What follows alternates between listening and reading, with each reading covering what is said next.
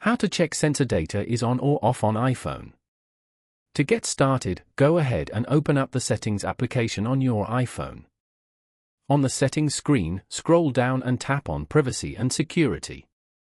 In Privacy and Security, scroll and tap on Research Sensor and Usage Data. The Research Sensor and Usage Data page opens, showing the Sensor and Usage Data Collection switch at the top.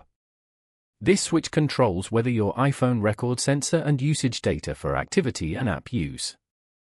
Look at the switch to check the status. Green means it is on and gray means it is off.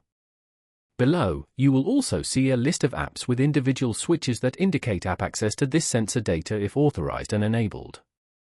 Review these switches to confirm which apps are currently allowed to use your research sensor and usage data. Do not change anything if you only want to verify the setting, simply note the current positions. When finished, you can leave this screen. Your sensor data status has been checked. And that is how to check sensor data is on or off on iPhone.